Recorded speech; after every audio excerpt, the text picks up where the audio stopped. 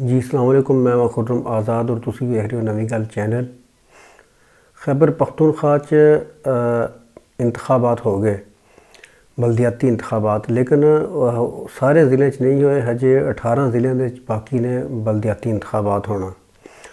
और PTI ने election commission को यह दरखास्त की है कि ये इंतखाबात जड़े मुलतवी किए जान, ये मार्च च ले जान, क्योंकि PTI ने इस वास्ते नहीं कहा कि वो जी पिछले इंतखाब होया वो बड़ा उन्होंने शिकस्त हुई और सिर्फ वो जड़े 10-11 बंदे ही सिर्फ तहसील चेयरमैन बन सके, जबकि मेयर जड़े वो भी कोई मुंतखब नहीं होए PTI ने।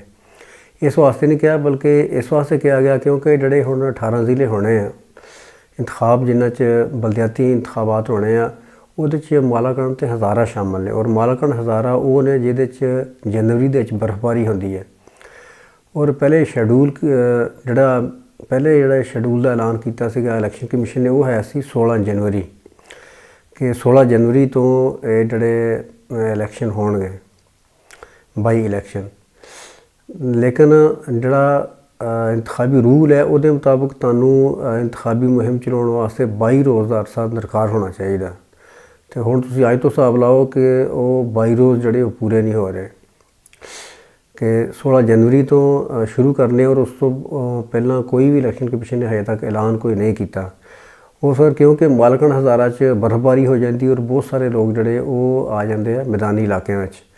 तो इस वास्ते PTI ने कहा कि लोग जड़े ने महरूम रहणगे इन्हां इलाकों के। इसकी हिमायत हालांकि दबे लफ्ज़ों के ANP और जड़ी इस टाइम जड़ी सब तो वड्डी जमात बनी है JUI, उन्हें भी दबे लफ्ज़ों की हिमायत की है कि ये जड़े इंतखाबात आ वो मार्च च कराए जान, क्योंकि मार्च च मौसम जड़ा वो बर्फबारी उत्थे जी बहुत घट जाती है।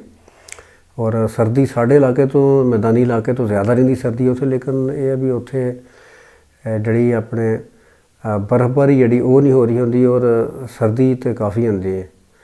इस वास्ते शायद जड़े इंतखाबात जड़े वो जड़े दूसरे मसले होने ने KPK दे उम्मीद आ कि वो मार्च च होणगे।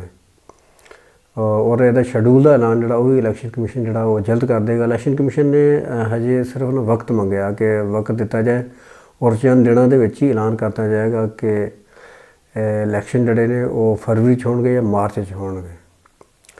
अगली खबर नाल फिर हाज़र होवांगे तुहाडी खिदमत विच। ते अगर तुसी नवी गल चैनल को सबसक्राइब नहीं किया, सबसक्राइब कर लियो, सबसक्राइब कर लो। और अगर तुसी पेज वेख रहे हो तो पेज नू लाइक और फॉलो कर लो। फिर मिलांगे जी नवी वीडियो नाल। ओके जी, रब राखा।